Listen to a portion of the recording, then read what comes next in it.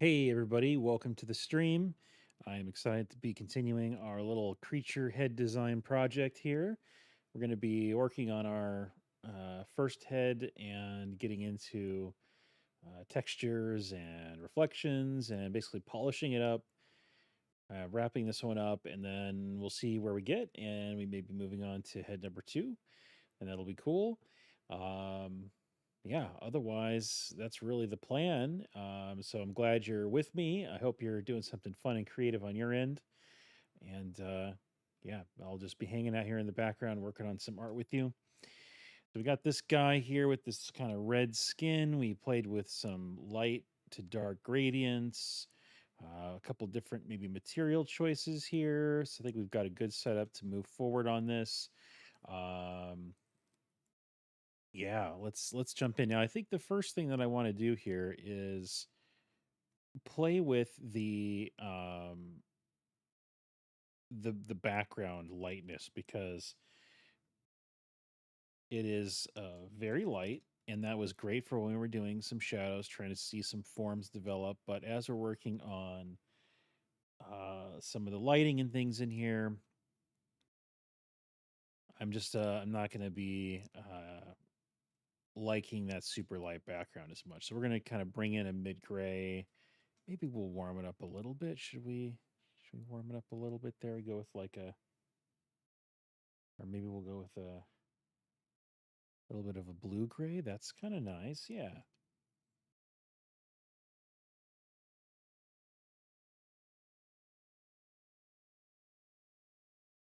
Okay, maybe we do something like that. And and that kind of sets us up, I think, for bringing in some other lighting tweaks. But let's go ahead and work on some textures. So first, I want to address the red skin. And let's go ahead and choose an appropriate sort of patterning for this guy. I'm going to have to turn up the.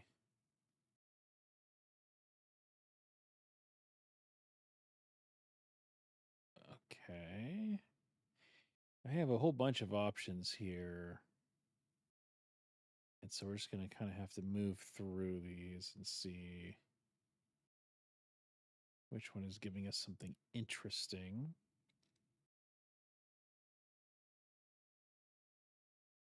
Now, when I'm doing this, I'm looking at the textural quality, not the coloration, because we can always change the blending mode of this pattern overlay, and oftentimes I will, because I'll typically like the textural component, but I won't really like what it's doing to the colors.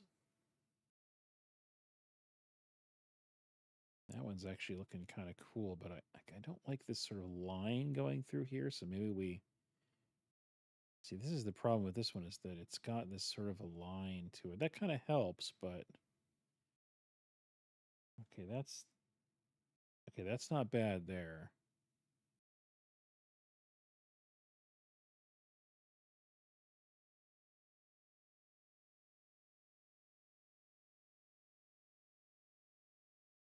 Okay. Yeah, let's go with that and let's rasterize the pattern. Or actually, wait, no. Before we do that, let's go ahead and switch the base color up so that it stays still pretty red, even with that overlay. And then we'll rasterize. So essentially, what we're doing there is we're kind of like we're hue shifting the base color to compensate for the coloration that the pattern overlay is putting in there, so that we end up with something more similar to what we originally had. But now we've got all this kind of weird little texture work going on. And really, what we're doing here is we're sort of taking this from more of a stylized look to more of a realistic look, and so you'll kind of see like, well, what are the necessary components to take it there, right? Like, what are the things that we have to consider? And of course, some of the smaller details is one thing we definitely need to consider. Now, let's talk about texture on all of these dark, bony areas. Here, that one is just not as effective. So let's try. Ooh, that's kind of interesting. What about this one? No. Yeah, I'm kind of liking that one there. Let's play around with the scale on it. Maybe we'll just play with the rotation a little bit. Ooh. Oh yeah, that's looking pretty cool, isn't it? Let me we turn down. Yeah. Yeah, I really like that. I actually I like the color that it's doing as well. It's bringing a little bit of variation in, and I think we just go ahead and roll with that for this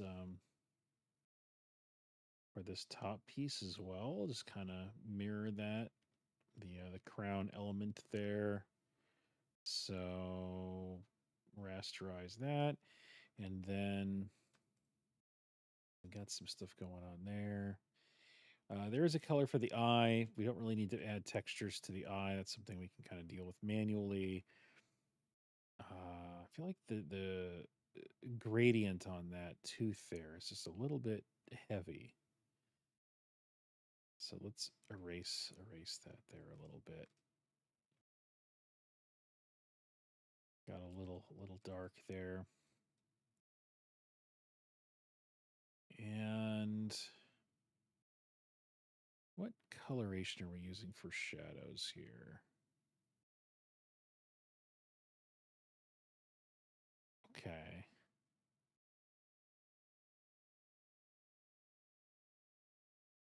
So I'm thinking maybe we'll go a little bit less a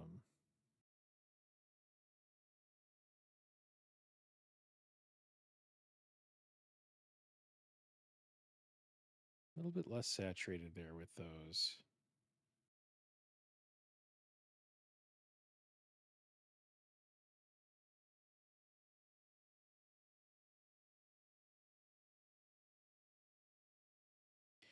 Yeah, we'll try something like that. And let's bring in a little bit of a light decay. So now we're playing with the idea that the light is a little brighter up top, a little darker down below. And for that, we'll use a soft light layer. Well, first we need to make sure that we're masked to the head. There we go. So we can do this. We could also do this. Let's see. We could do, let's try overlay.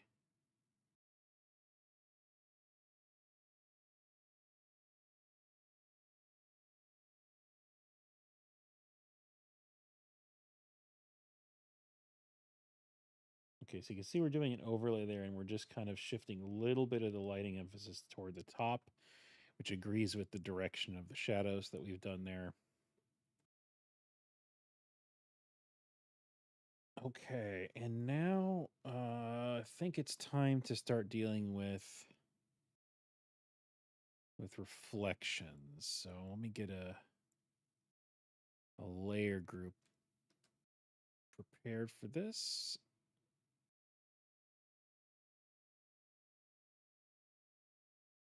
As you know, I like to put these reflections on their own layers so we can tinker with those. And one of the questions that I'm mulling over in my head is do we make these bony parts actually metallic? Do we give them kind of a metal quality? I mean, these are big choices to make in a design, right? It's like what are these things made of? And this is sometimes what I see with student work is that students they don't get specific enough with the materials, and then it just kind of loses a little bit of impact, right? Like the audience doesn't really know what they're looking at. And so with this, the way that it is now, with there being sort of like no reflectivity at all, um, it has this stylized look, right? Like it's this kind of weird world where all materials are reflectionless.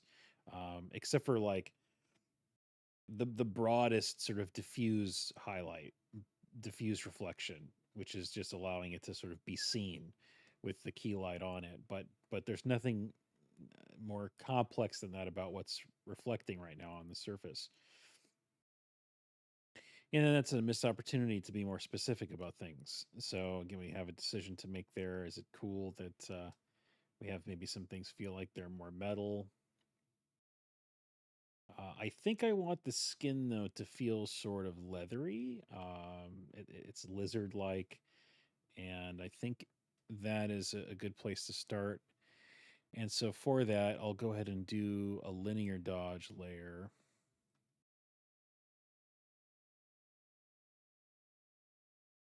And we'll just start to kind of play around with what it looks like to have some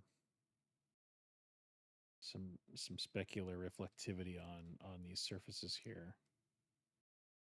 And the lighting is neutral, which is also something we could tweak, right? We could make the lighting cooler. I sort of wonder if maybe that's worth playing with that. Let's see.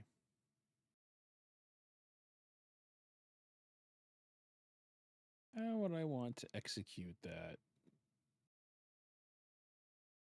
Hmm. Let's do.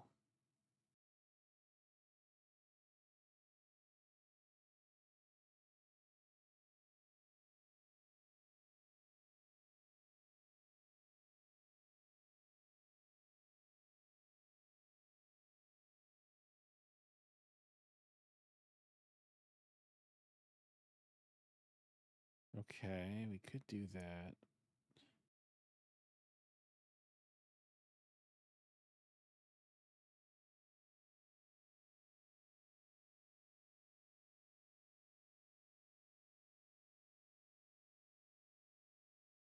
Pardon me while I tinker here.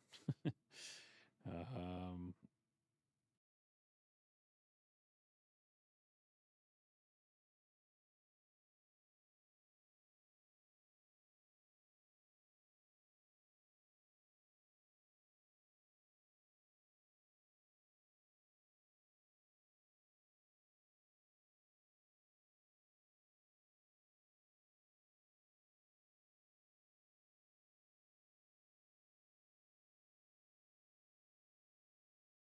okay, so we're sort of cooling down the light from above. And then that calls into question our scheme on the reflected light. If we want to do warm from below, cool from above, I'm getting some interesting choices going on there. And now with that, we can take this linear dodge, the specular reflections, and we can hue tint those to also be on the cooler side.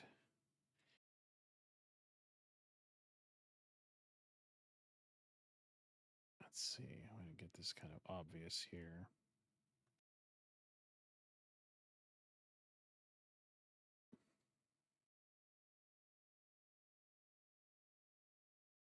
So we're getting some blue, purpley blue highlights there. I think I want to go a little bit less purple with it. Let's see.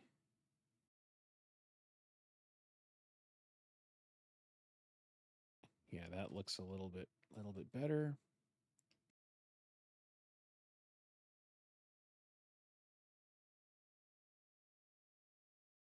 And now with these reflections, it can take a little bit of calibration to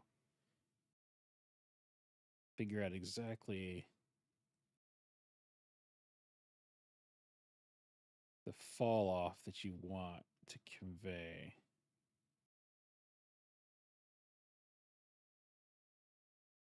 Now, the interesting thing is that I'm kind of painting a little bit of reflection into these bony areas here, which sort of turn into the horn material, right? Like that sort of becomes that material there. I think I'll probably turn down the saturation on this just a little bit. Let's see. Well, no, I actually like that. Maybe it's this one. Let's go. Let's go there.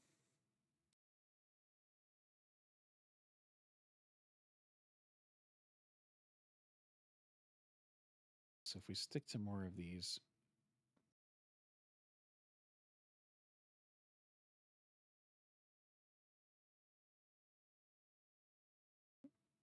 areas here.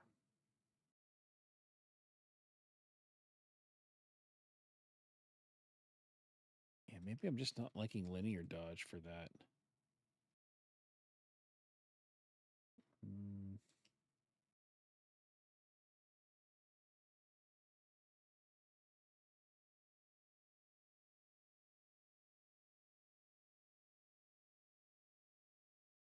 okay, let's go back to linear dodge. Yeah, linear dodge just feels so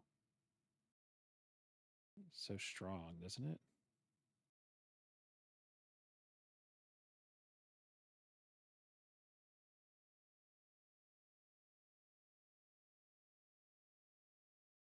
Okay, I think the hmm.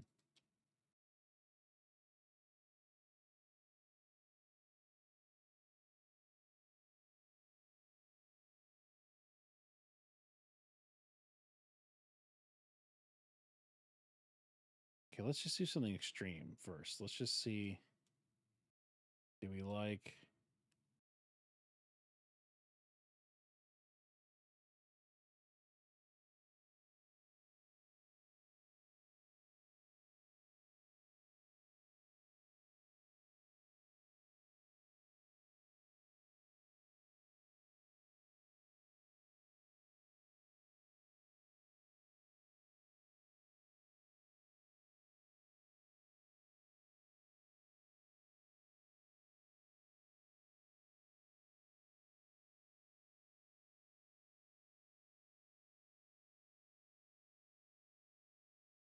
Okay. I think what I'm kind of noticing is that I like some shine on the darker parts, but I'm not actually liking shine on the red, more fleshy parts of this design. Also, let's do something else here. Not vibrance. Where? What did I do? Okay.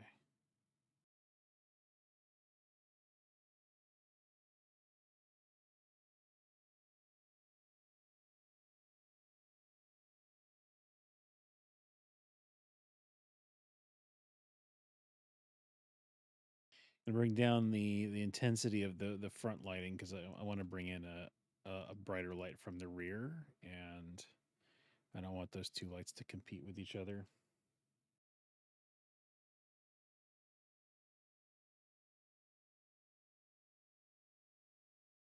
I'm just looking at my. You probably wondering why I'm looking off to the side. I'm actually looking at my OBS capture window because I like seeing the image in two places.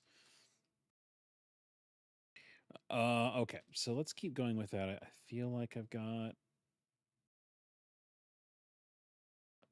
better sense of what I want to do here with this.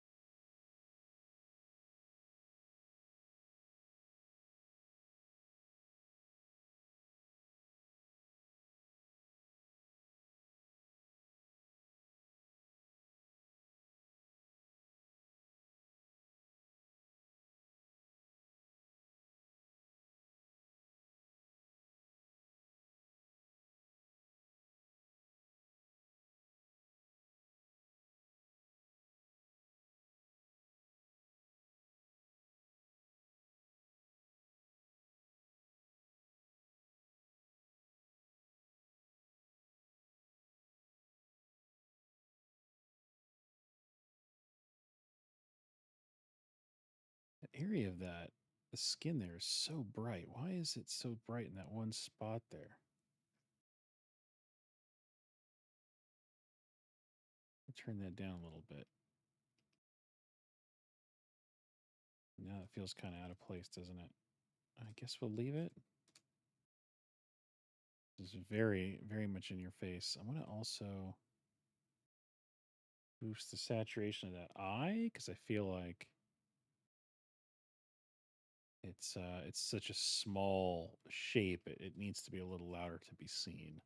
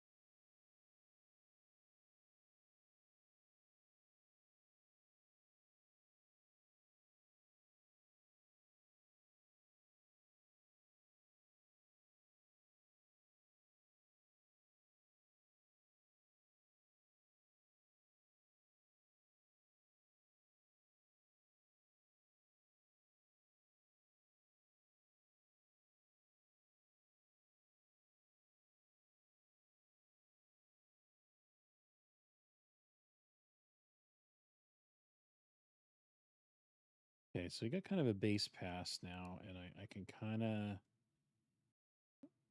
lean into it a little bit on some of these apex forms.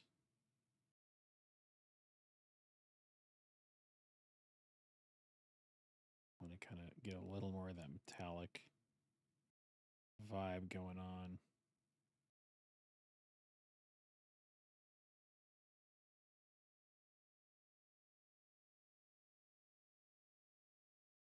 Guess we could go for a little bit on these here as well.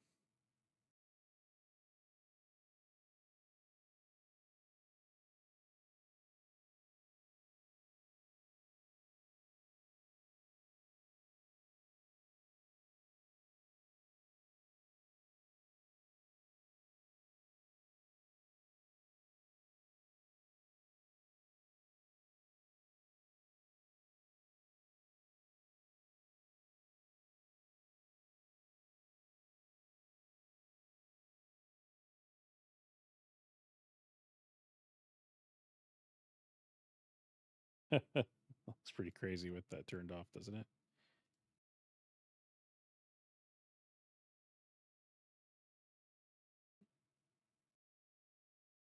It's fun to play around with these different color variations, right?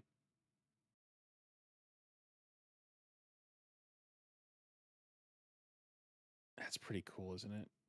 I mean, I think the red one just pops a little bit better, but something nice about that monochromatic version as well. I mean, if you're doing a concept sheet, I mean, it's so easy for you to just show three versions of this, right? Just try a few different color schemes.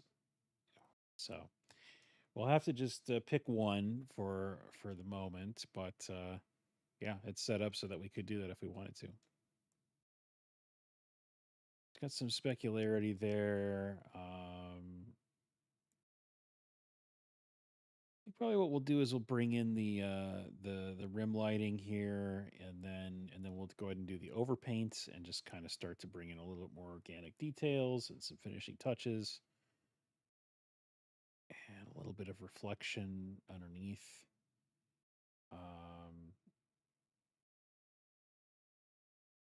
Yeah, blue light, kind of red ambience. Yeah, okay.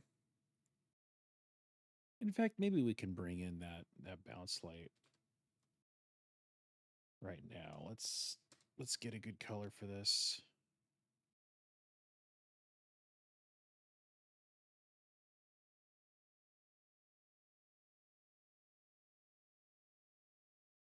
Now these dark surfaces are more reflective, or at least that's what we're trying to imply. So we can sort of amp up the bounce light on these surfaces versus the skin, which we're trying to say is a little more sort of diffused, and those we wouldn't see as much going on there. So we'll have to just be very selective about where we're putting this.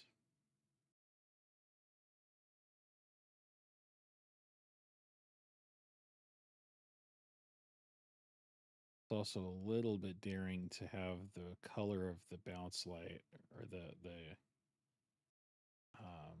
yeah, the reflected light from below be the same color as his skin color. That's like I think a little bit of a dangerous choice.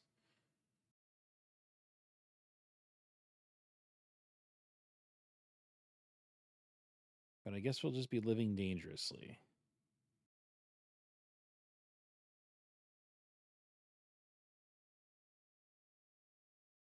Okay, get a little bit on this horn here. And certainly we're going to get underside of this crown element.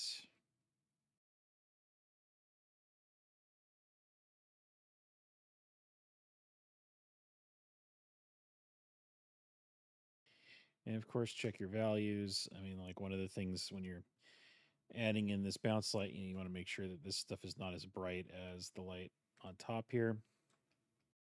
So the strength of your lights, there should be like a hierarchy to them, right? Like you've got your dim reflected lights, you've got your kind of medium key lighting, and then we're going to have our super strong rim lighting. If you've organized it right, you'll get some good depth going on.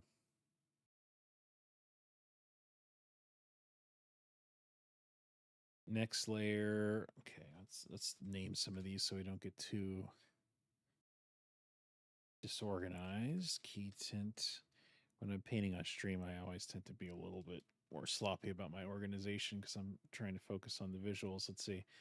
Okay, this one's the rim light, and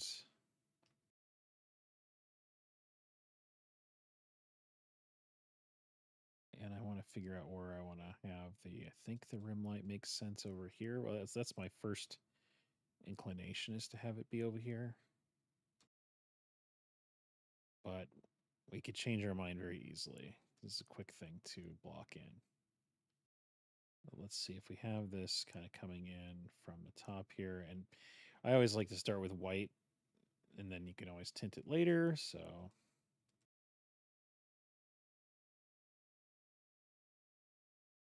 if it's coming in maybe from the top here.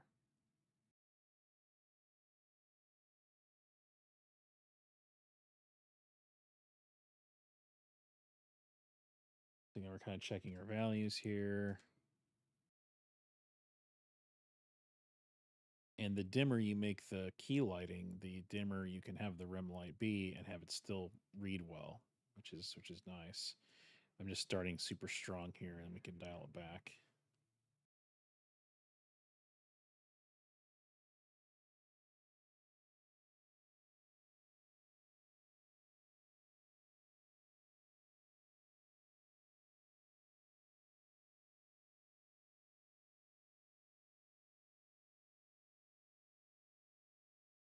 I do like if the rim light is curving around enough to kind of hit that tooth there. I think that really helps the read of the shapes.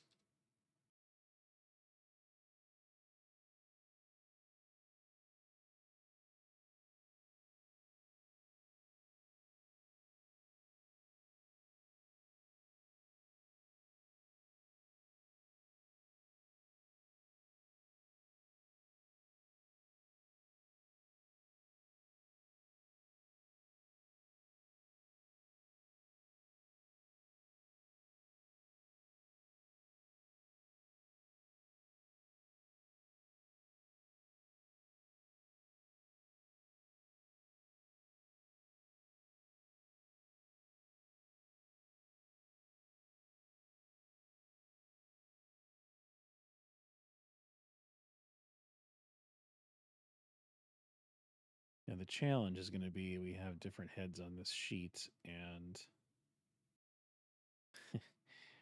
I don't know if all the heads are going to look as good with the same sort of rim lighting scheme or lighting scheme in general. So, and I don't want the presentation to look disjointed, but I don't know. We'll see. We'll see how that goes.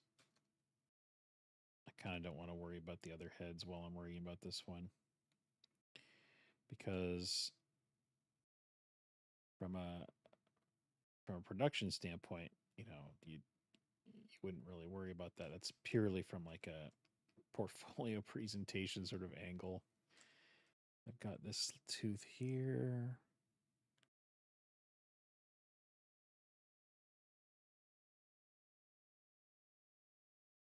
Play with a little bit of subsurface scattering later from this rim light hitting some of these skin forms here.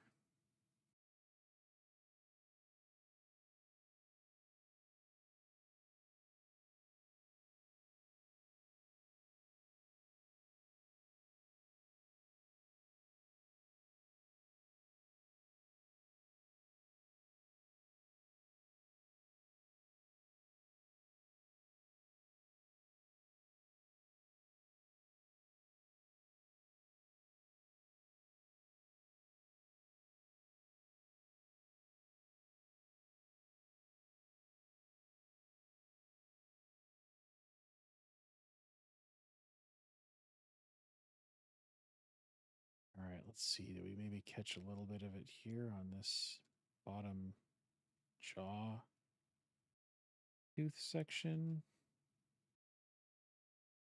I think we catch a little bit.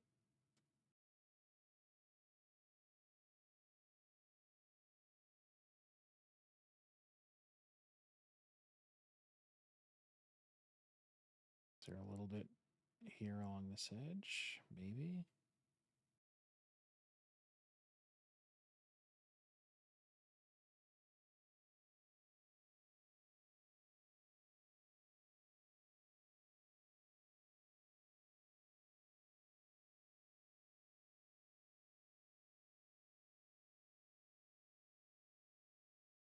And now, of course, we got to hit the little crown piece here.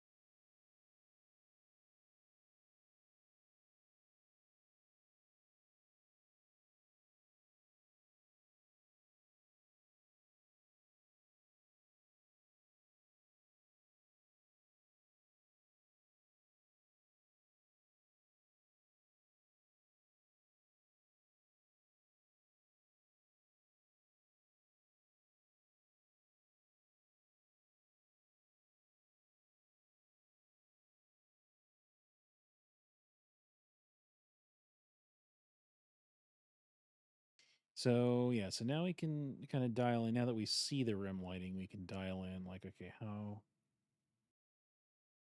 dark do we want to go with the key light? See if we go really dark with the key light, then the rim light feels more potent. And when we do that, we can pull back on the intensity of the rim light potentially.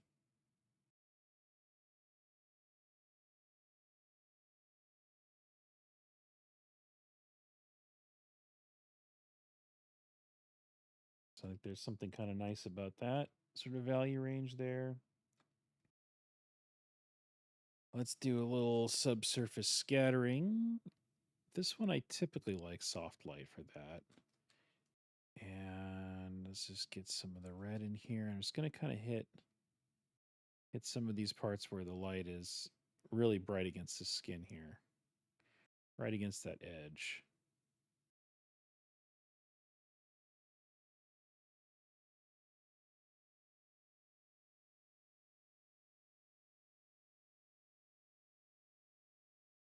And let's make it a little more orange.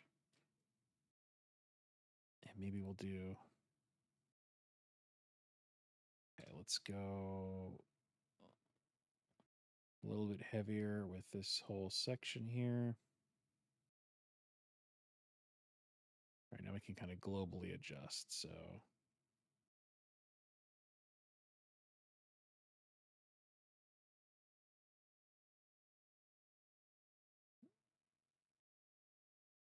just want some of that translucency to come through on the skin there.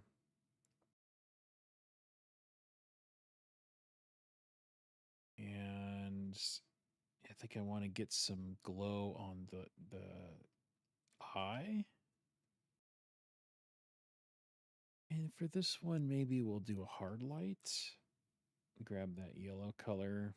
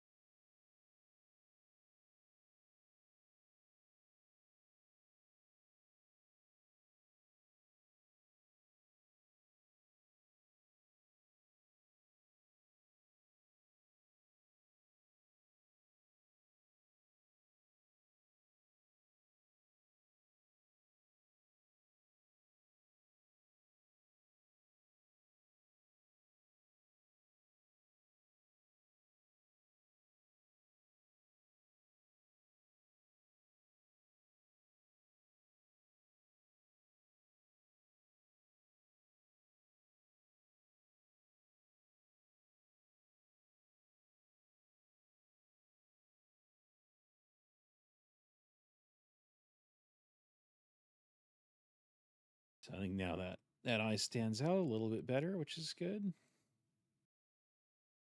I don't know if I want to get crazy with like magical effects and stuff. I kind of like it being a little bit more subtle like this.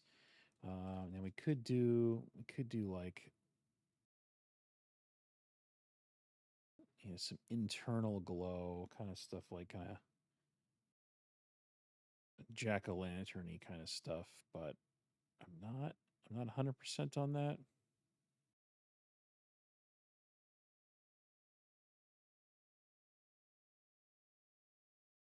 I want to play with it though, because it's easy to experiment a little bit.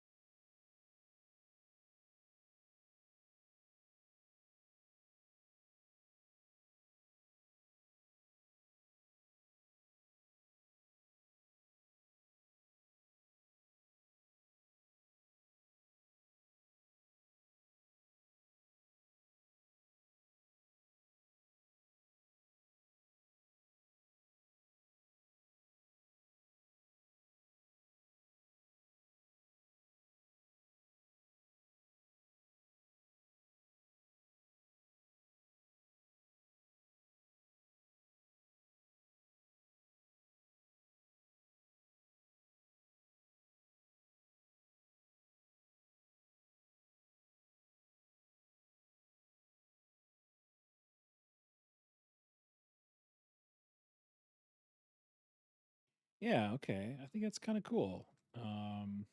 I don't know that I want it to go quite as high up here. Maybe we'll let that be a little darker.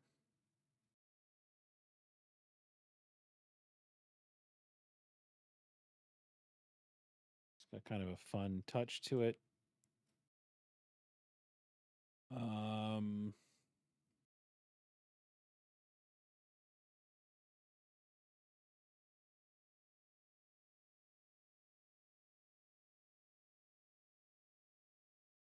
all right, now let's just think about other things that we want to do to kind of wrap this up. Maybe get some damage in there. Uh,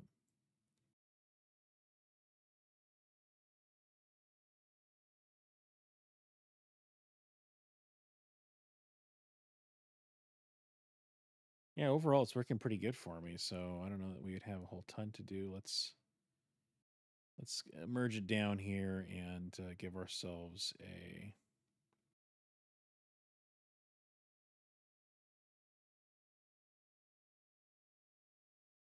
do this as version 1. Then this is the merge version 2. Okay, now we're working with just one single layer. And, so one of the first things I think I like to do with the merge version is to play around with, yeah, edges, edges that had to feel very sort of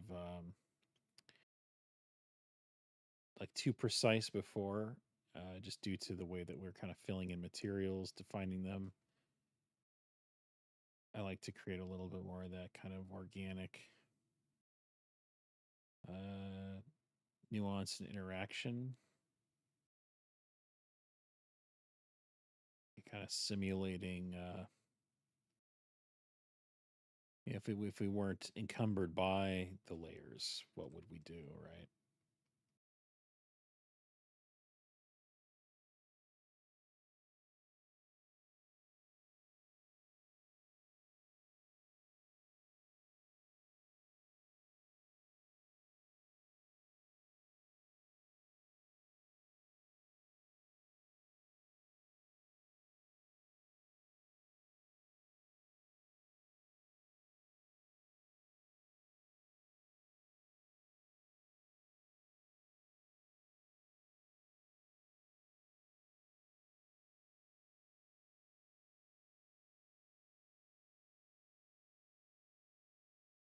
Now, if you were going to be, rendering something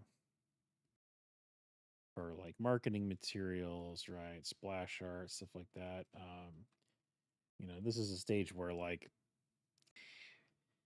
it's basically up to you how crazy you want to get, right? Like you could spend another 5 hours just rendering the whole crap out of this thing, and it would be something suitable for like splash art, marketing covers, stuff like that. For concept art, there's you always have to think about what is a logical amount of time. The production team appreciates when things are clear and there's enough information, but at the same time, they don't need everything to be like a marketing illustration, right? So you got to kind of think about that, what makes sense. When we're doing art for a stream like this, that's always a little bit ambiguous, right? Like we could kind of take it in any direction. I could spend an eternity making something super crazy polished. Now we could leave it at more of a conceptual level, have more ideas presented. So I guess I kind of try to strike a balance where I try to get something a little bit maybe more polished, so that way you guys see a little more of the process. Just kind of fun to see something evolve a little bit more further like that, more fully. Um, but yeah, I mean, it would be the sky is the limit in terms of how long you spend on something.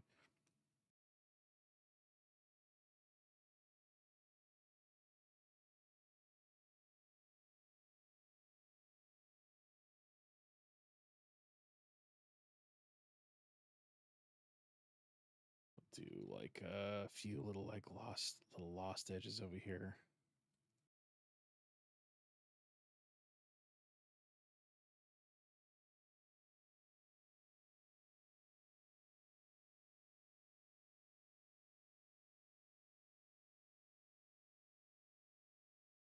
and things that are sort of tricky to do. The layered rendering process, you kind of smoke and mirrors your way back to that sort of painterly vibe.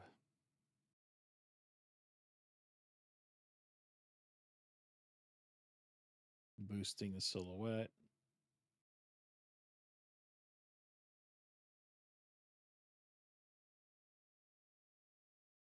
The layers are only helpful to a certain point, and then at some point they're going to start to inhibit your decisions. So you got to be always kind of keeping an eye out for that.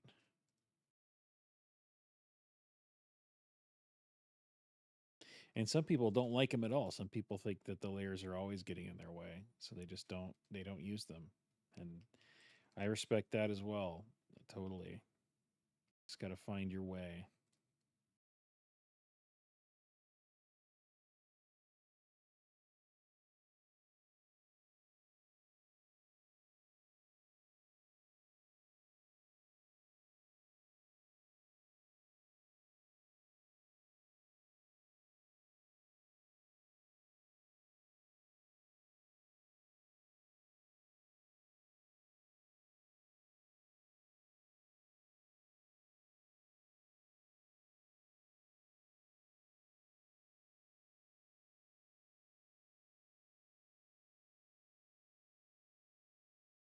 Let me get out some of my organic brushes here. Let's see. Organic.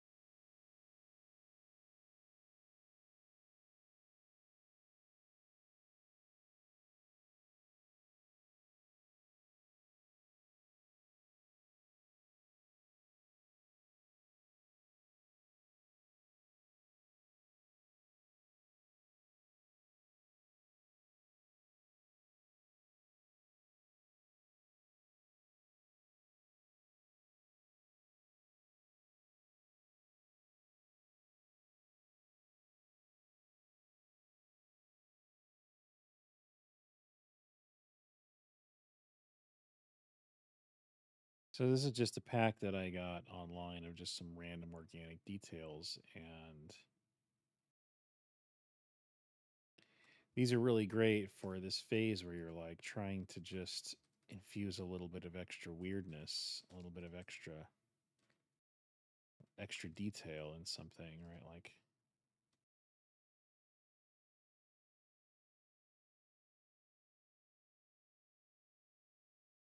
I don't like that as an area of visual rest, but maybe in there we get a little bit weirder.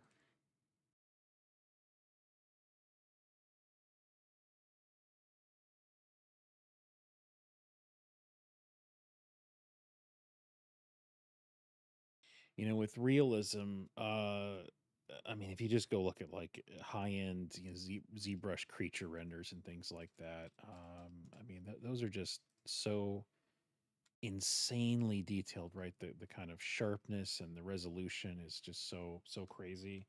I mean, it helps that the rendering, of course, makes it look super realistic as well. Which we're trying to do a reasonable job here with the lighting to give it some depth.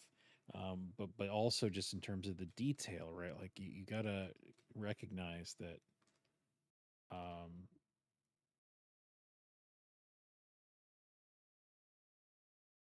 that if we were to be in 3D with something like this, we would have see like look at that little bit of information there is really cool, right? And if we were in 3D with something like this, we would be going to this length. We would be going to this length where we zoom in and we really try to add all these super fine, crunchy details. And when you're striving for something that has that sort of level of immersion, um, you need to have details that get small enough, right? This is another one where we have a project in one of my college's classes where students design sci-fi helmets, and 90% of the time, students' helmets tend to look fairly cartoony. And it's not because of the uh, overall silhouette. It's not, the base idea. It's actually in the size of the details, that there's a lack of granularity to the details. Everything feels sort of chunky. And the reason is because it's just hard to get that granular. Um, you're supposed to work big to small. So, naturally all your initial shapes are going to be larger, and then you have to work toward the smaller shapes. And if you don't know to get that small, right, if you sort of stop short of that, then you miss that opportunity to have that sort of granular realism. Just something to think about if that's your goal, is to get that level. I'm really liking this particular stamp, is adding some really cool, fun, crunchy details in here, and I'm going to try to have them be placed appropriately. But I am liking what it's doing here to some of these little spots. Now it could be that we want to maybe simplify some of the areas. Like I can get in here with a smudge brush and I can kind of pull back, create a few simpler spots if we feel like we're losing some of that visual rest, which is always important to think about. Like this area here maybe is that area where we want to have a little bit of visual rest for the eye. We might also kind of be responding well to this lightness here, so maybe bring that more in through there.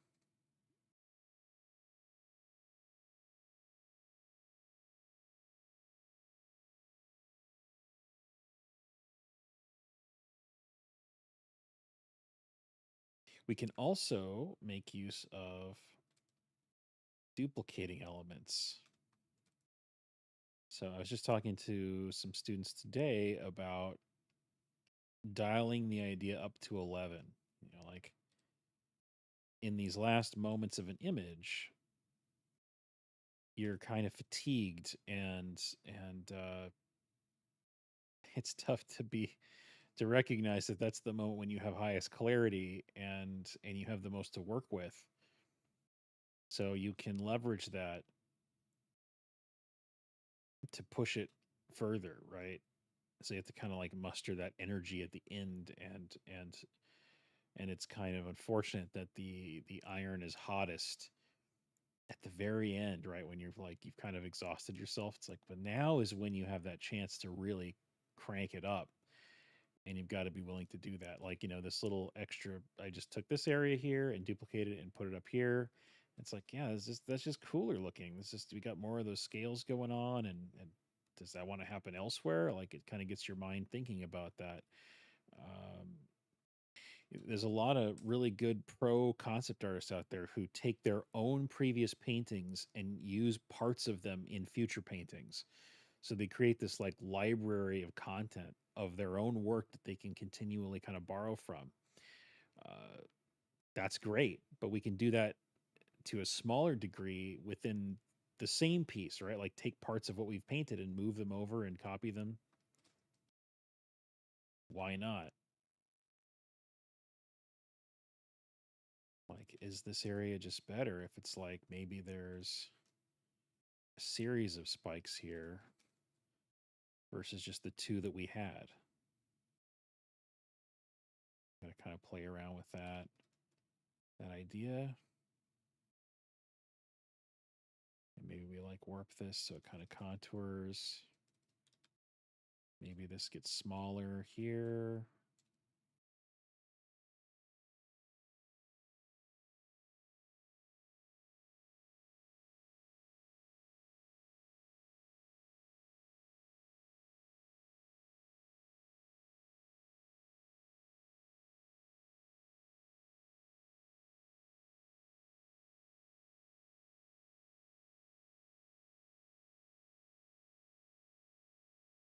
So see, again, you can see we're just taking information that's already in our own piece and we're using it, right? We're leveraging it to create a lot more interesting details.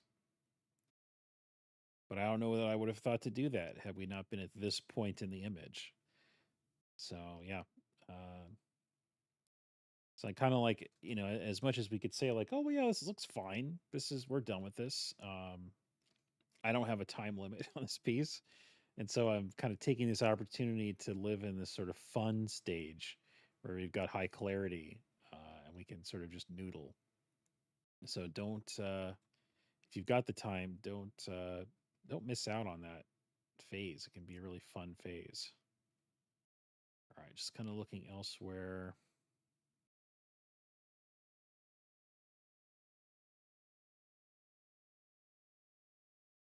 Something about the size of this section here that kind of bugs me.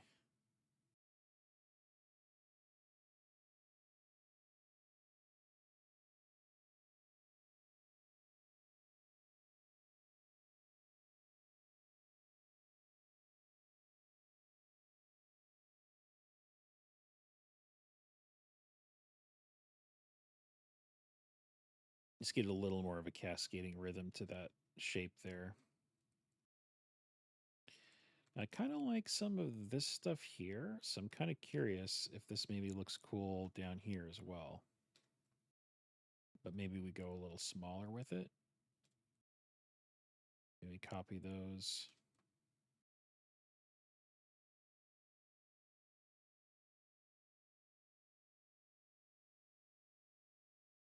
Erase some of that there.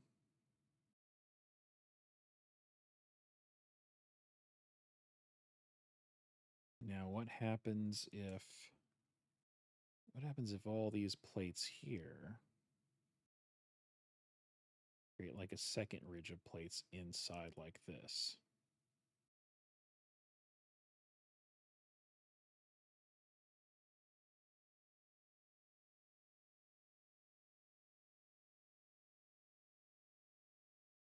What happens if this happens again?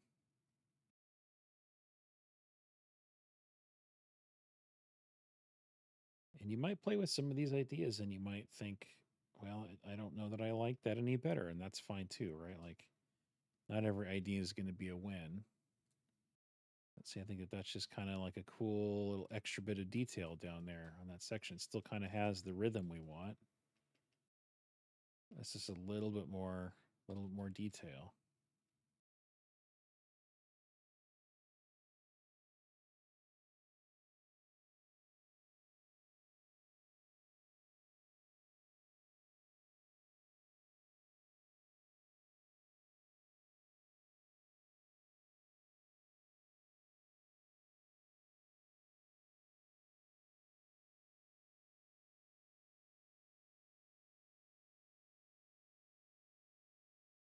Of course, finding places to adjust lighting as well, maybe enhance some of the shadows in some spots.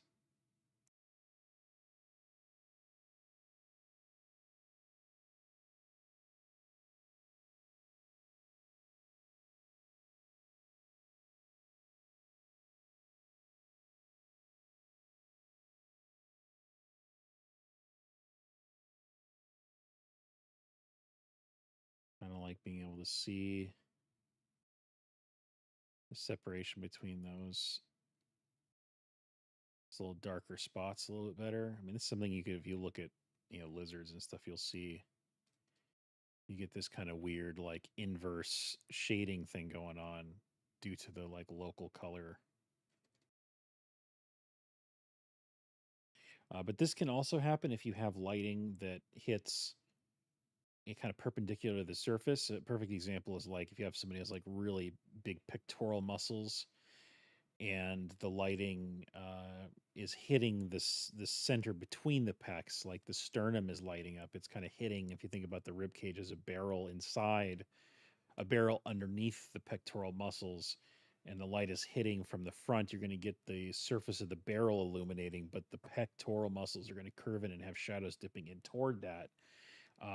This is an example of where like the crevice can become brighter and the forms that are kind of dipping away from that are what are shadowed. And again, that you have to have the right lighting situation for that, but that's something that can occur, and if you're not kind of looking out for that, then you might have missed an opportunity to sell that form better.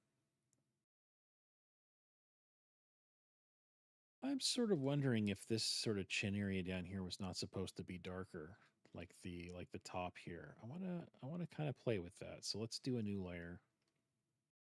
Let's darken this section. Yeah, I think that that kind of helps the eye flow through the design a bit better. And as a result of that, we'll of course have to come in here and do a little bit of rendering cleanup. Put in a little bit of that specularity.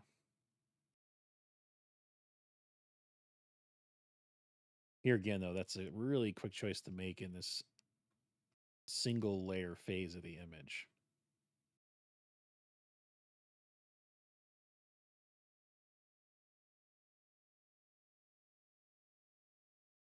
I think value's still working pretty well here.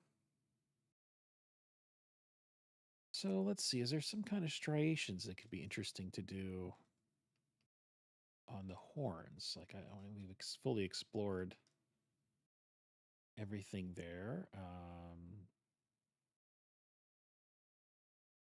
Let's kind of just put in something there and see how we're feeling about it.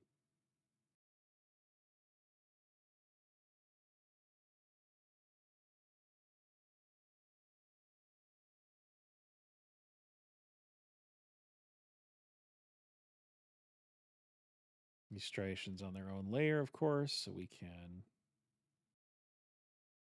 push and pull.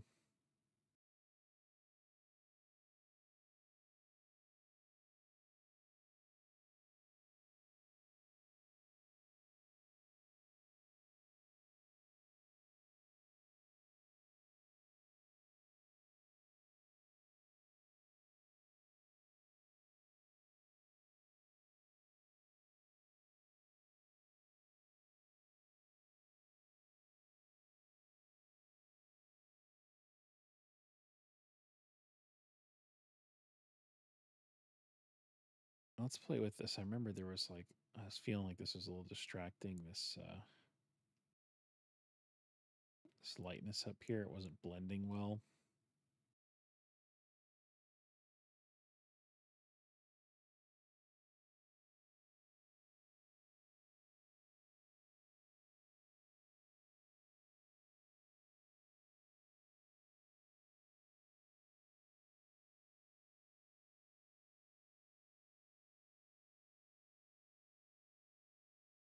I'll tell you, it's really hard for me to not just stay in this phase for a long time because I have so much fun getting in here and just getting crazy with these details, right? Like, oh my gosh, it's just too fun.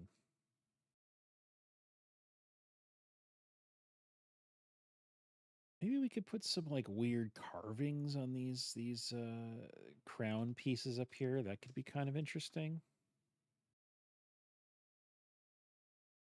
So also let's just quickly take a look at kind of what we've done with the flat version here. So this was the version before we did the flattened paint over and then after. So kind of turn that on and off. You can see it's subtle, right? But it's just adding that little extra bit of detail, that granularity to kind of hopefully immerse the viewers a little bit more in our design.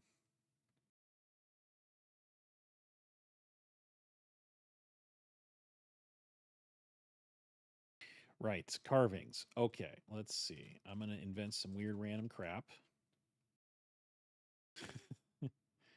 That's okay. If this ends up having some kind of meaning in some language I'm not familiar with, know that it is entirely coincidental. What is it that those reality shows say? Or not reality shows, but those reenactment shows, right? They're always like, oh, what do they say? It's like all something or all people conveyed are fictional and likenesses are purely coincidental or something like that. This is like interesting disclaimer they always have. So that's the disclaimer I'm giving you for these symbols. So they're not supposed to mean anything in particular. Now here again, this is probably a situation where I am supposed to go a little smaller with them, but I I don't know that they're going to read if they're smaller, so we may have to just be a little bit chunkier about them.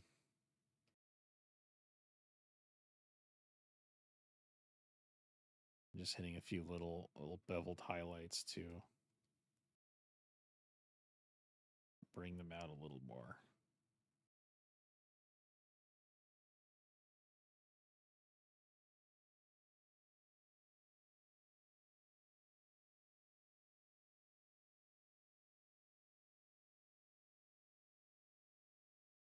And we got a couple on this guy.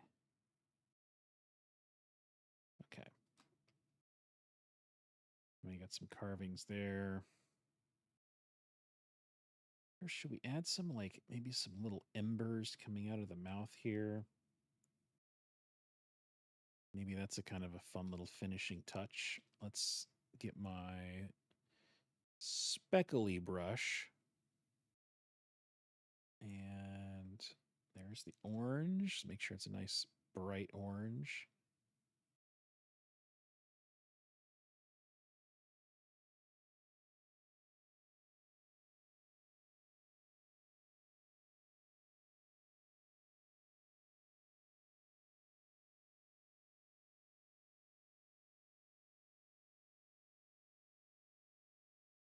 Just a few little accent elements there.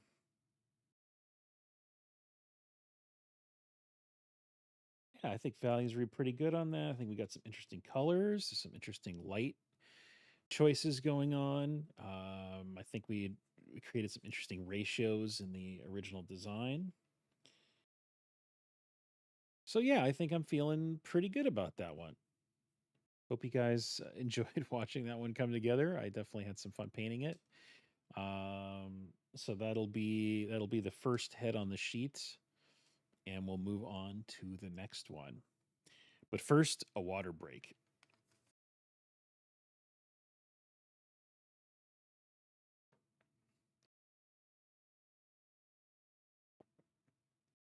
Seeing it small like that, I do like the choice to have some of the glow in the mouth area. I think it helps, just kind of helps you read the design a little bit better.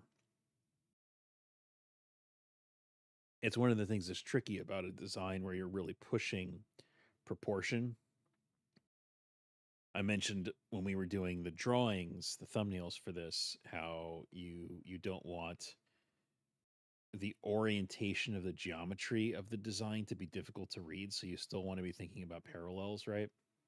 When you're dealing with really weird distorted organics and stuff, it's easy to lose sight of that stuff, and if you lose it as the artist, then the audience, there's no shot, right? So keep those parallels in mind, and as we're pushing with proportion and playing with that stuff, it's all of that stuff is sort of like subverting expectations, which is making the design interesting, but it also could potentially make it difficult to read. So you have to combat that with other tools, other visual tools you have.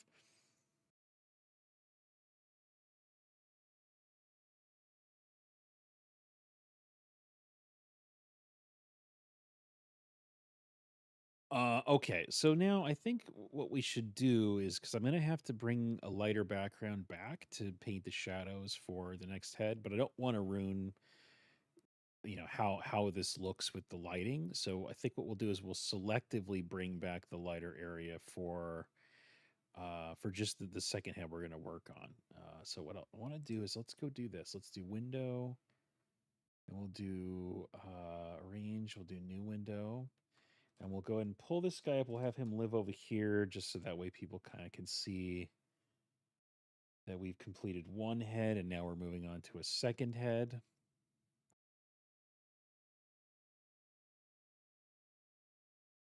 And let's see where our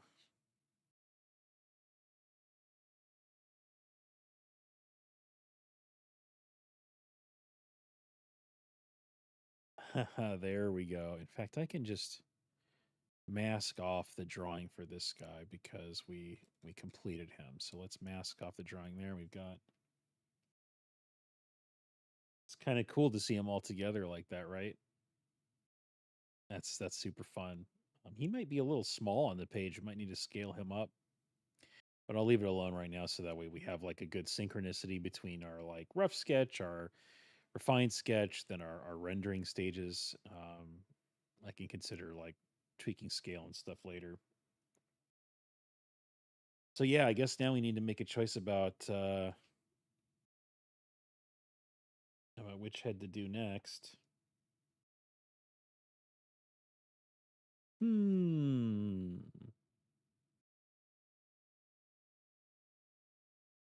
I mean, we could just do them in the order that we designed them in, so we could do this crazy like, you know, pig-like mouth creature demon thing. I think that'd be pretty fun one to do next. Yeah, I guess let's do that one. Let's go for it. So I'm gonna go ahead and mask. Sorry for the flashbang there, everybody.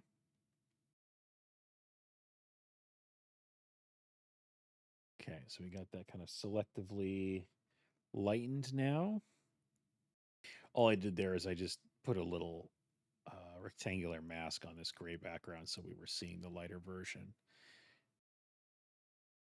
And now let's take this thing here, cut it, and colorize.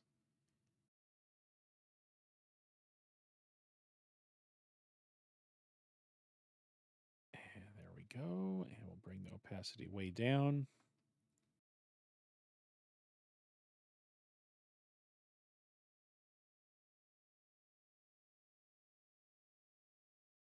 And I have to organize my layers, or this is going to get out of control on me. Okay, this is head 02.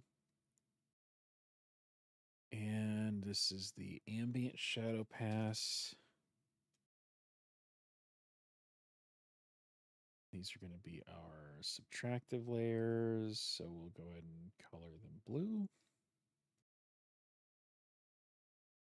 All right.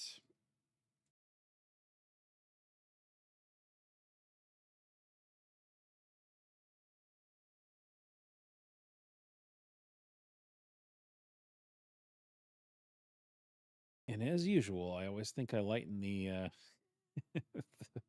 drawing enough, and then I zoom in and I realize it can be even lighter. Okay, so again, apologies, guys, if you can't really see the sketch too well, but hopefully you'll kind of remember what we were working with there. And now we're just going to get in here and go into sculpting mode. Just kind of pretend we're in ZBrush here in a weird two-dimensional ZBrush world where we are the ones responsible for making sure forms feel logical. We are in control of perspective.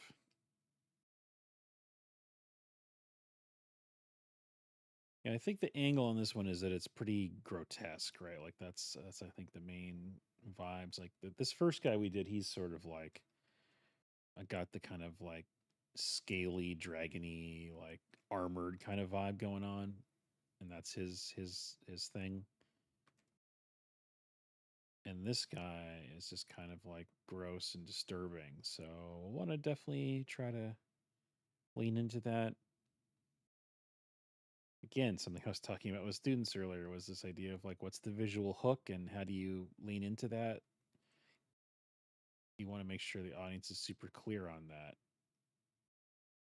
You might have heard of words like archetype is a one that in terms of the world of design, having a clear archetype is important. And then you sort of think about what does that archetype, what motifs does that archetype give life to, right? What is it? What ideas does it fertilize? And then you kind of let those grow, right? Let those um, spread throughout your image like a virus. You want it to feel cohesive in that way. So as we sculpt this guy, we've got a lot of good information in the original drawing, of course, which is nice. but I'm also thinking about what are the visual motifs and how can we lean into those.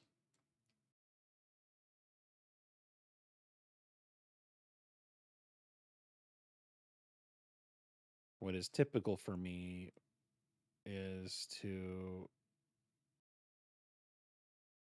begin with the obvious and start with some sort of medium sized shadows that follow a lot of these big design cues, which just helps me start to see the form. It kind of takes it from a drawing into a sculpture as I start to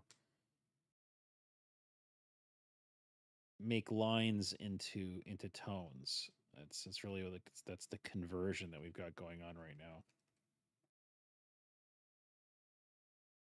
And as I gain a little bit of confidence in what I see happening, I can start making bigger volume choices, bigger tonal choices. And that means, making my brush bigger, maybe going a little darker with some of the shadows, establishing some of those value tent poles to start to calibrate my eyes. If you remember on this guy, we definitely spent a good amount of time trying to get that AO pass to feel good, and I think we benefited from that in the end.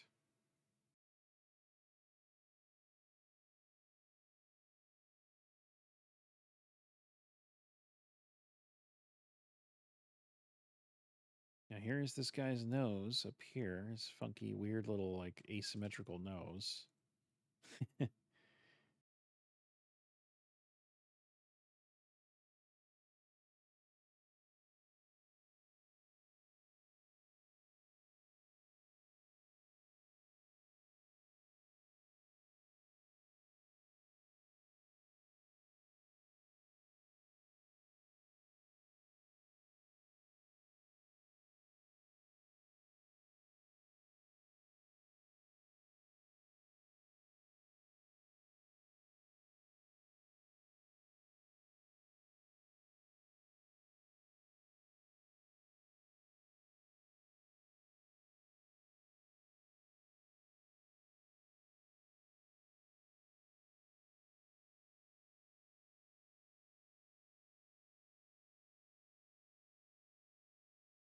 Occasionally, I have to turn off my shadow so I can see that drawing better because there's a lot of weird shapes in here. I don't want to miss any of them.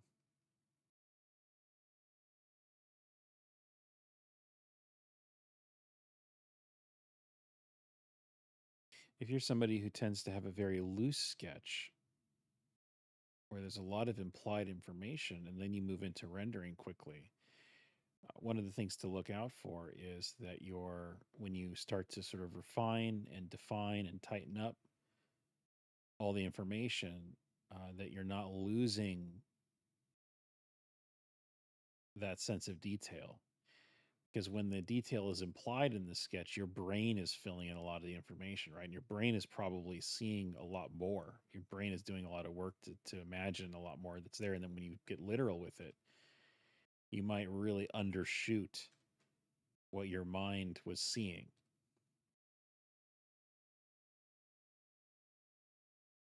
So the I think workflow there, the helpful workflow is turn off the render and look back at the sketch, maybe zoom out and see, does the render feel simpler than the sketch did? Because again, the sketch being loose, you're filling in some of that info. It's a weird thing that happens. It sounds weird, but it is fairly common and is more of an issue if you are working from a looser sketch where there is more implied information.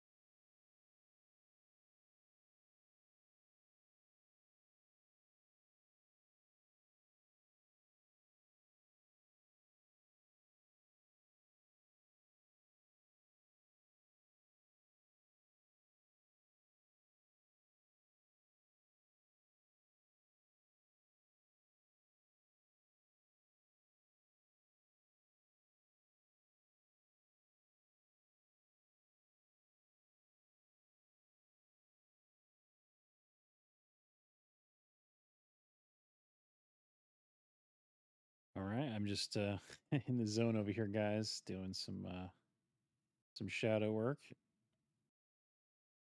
you're working on something creative, remember to save.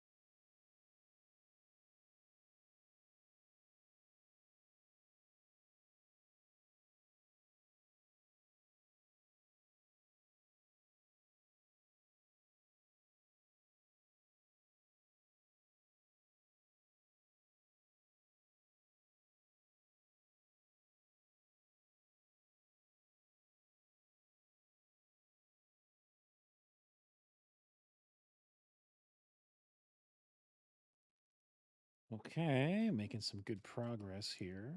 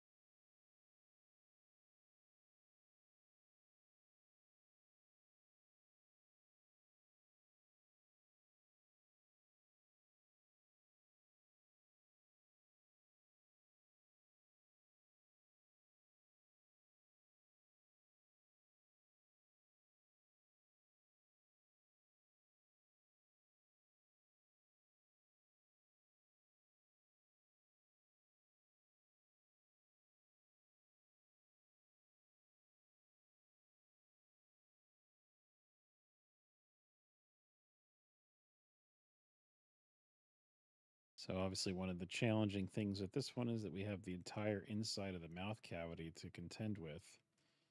And we don't want to miss any opportunities to have some cool details in there. So I'm trying to make sure I'm exploring all these forms.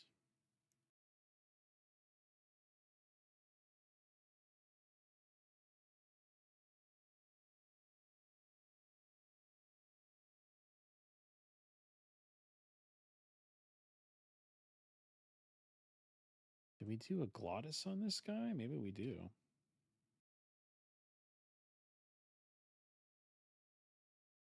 Yeah, that's I mean, why not, man? It's how often do you get to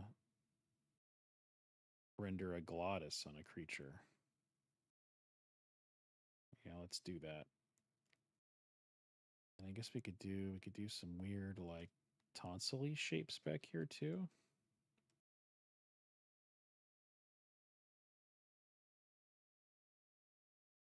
It's a creature, so we definitely have license to do some really extreme stuff here.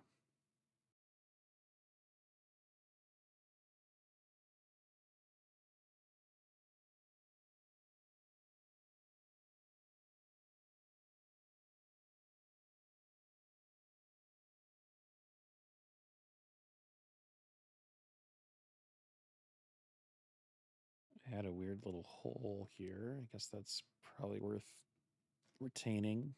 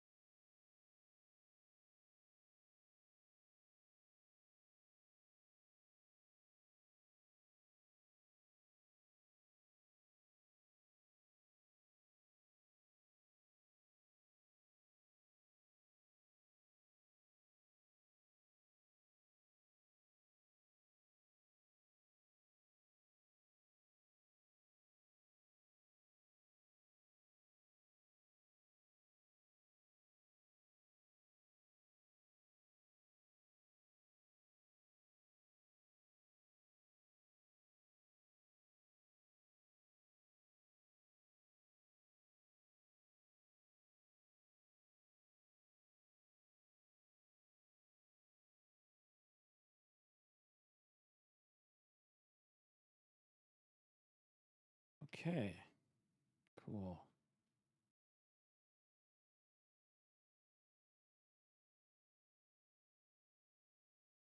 I like that mouth area is starting to look pretty convincing.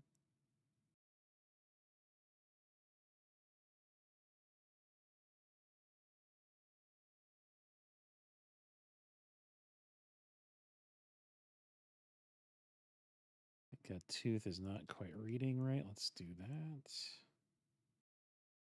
Make that one of the more molar-like ones.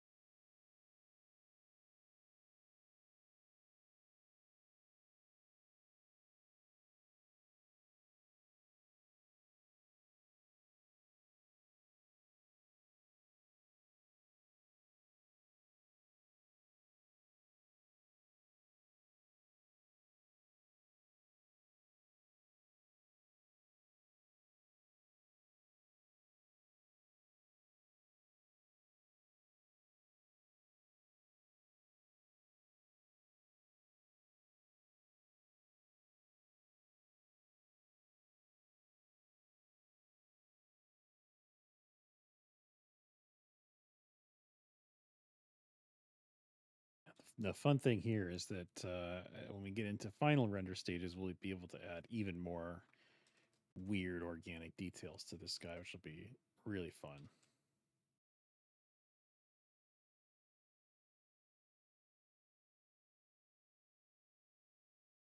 All right, I think we've got all the medium shapes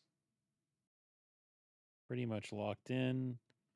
I'm going to start to bring in a little bit more of these sort of big ambient shadows.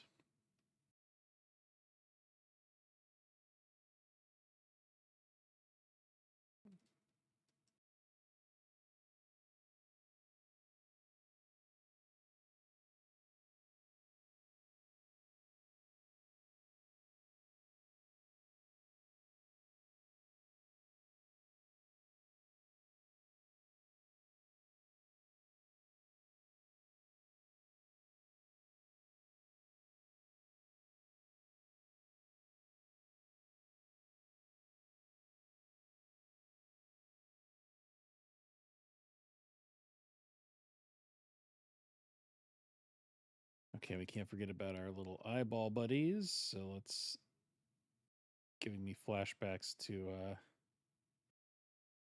was that the Boogeyman? If you guys were here for the Boogeyman redesign from Ghostbusters, we did some eyeball things.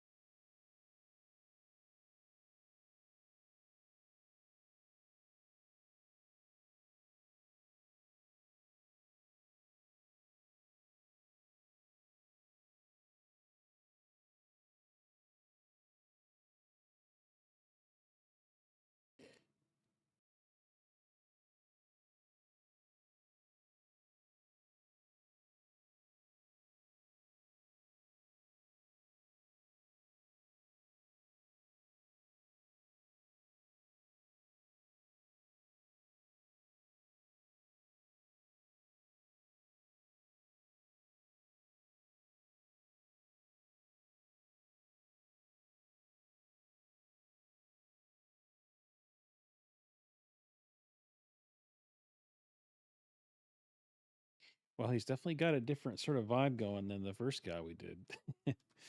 That's for sure.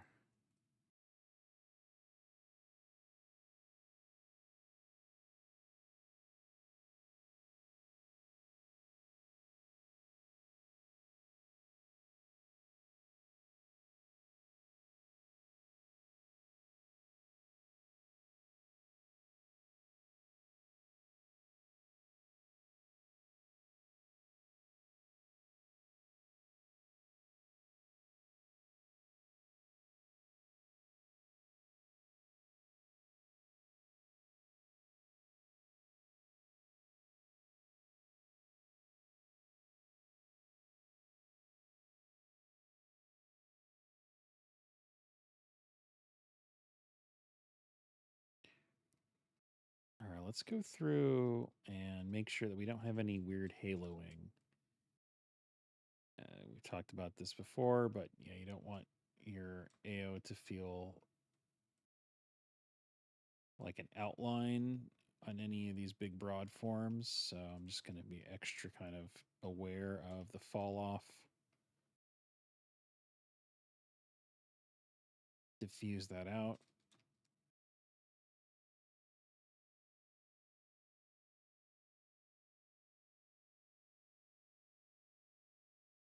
And consequently define some of those halftones.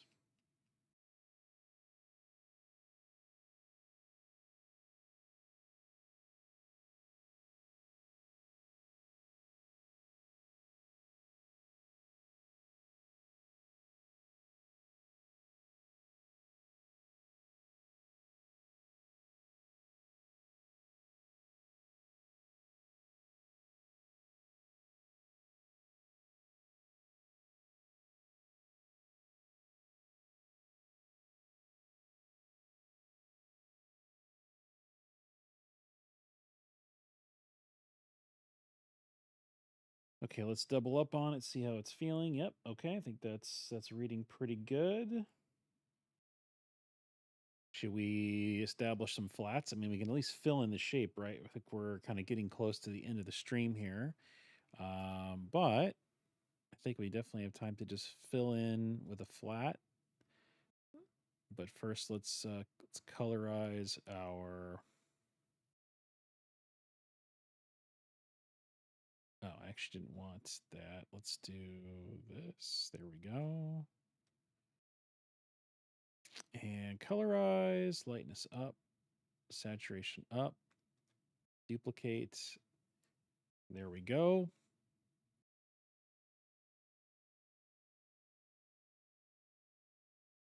And we'll establish our flats group.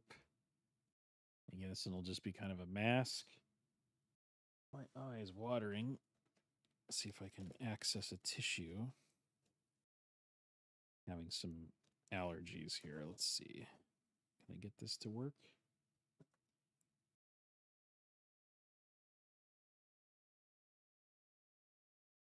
Okay, that's better. All right. And I don't really know if we care too much about color at this point of the mask. That might be cool to choose a fun color for this. Let's see.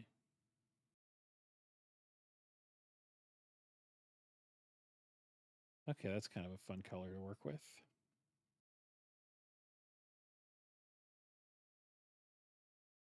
Again, we'll try to avoid the urge to fill in things. We can just do the outline and worry about the fill later.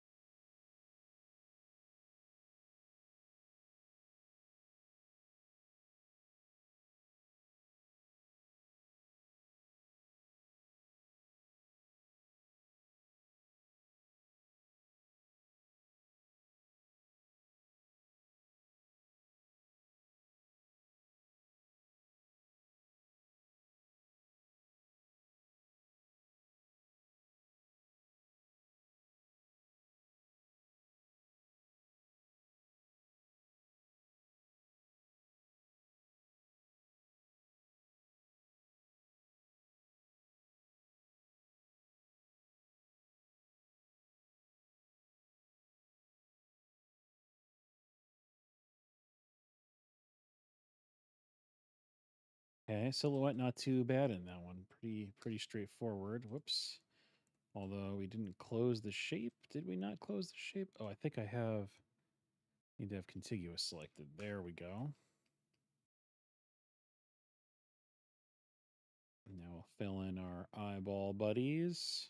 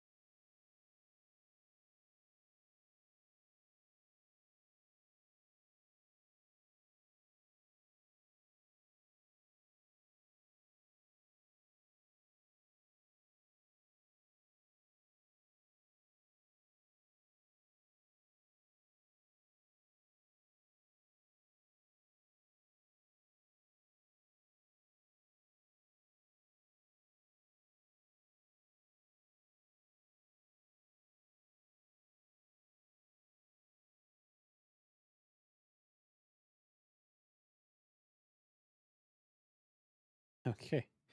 So there's that. that situation there. We got him blocked in. We can maybe tone down the saturation on that.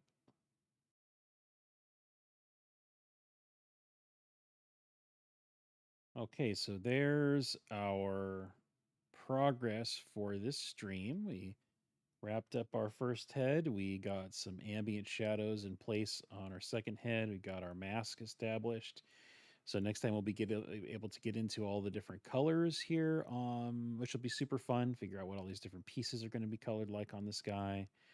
Um, we'll bring in some key shadows. Right, we'll basically follow the same process we did for head number one, but with a lot of different shapes and a different sort of feel to the design. So I'm looking forward to doing that. All right. So with that, I think we're going to wrap up there. But I just wanted to say thank you for joining me on the stream. I hope you had fun. I hope you did something cool on your end. And if you're curious about my free drawing guide, check that out in the link in the posts section on YouTube. There's a link there for that. It's called Sketch Saga. And if you subscribe to the channel, you can download that totally free. And I think you'll really enjoy it. But definitely leave me some thoughts in the comments. Let me know what you're thinking of all the stuff. And if you have any ideas for content in the future, also curious to hear those. Um, and in terms of short form videos, there is a plan to do a new short form video, another tool review soon. It's going to be a tool that is brand new to the market. It was supposed to have already come out earlier this month and it got delayed. I won't spoil what it is, but it is a drawing tool, and I'm hoping that I can get on that as soon as it's released, get that here, and get a review for you guys very soon after that. So I'm looking forward to doing that. Hopefully, you guys will check it out. But otherwise, that'll be it for this stream, and I hope I see you guys next time. Take care, everybody.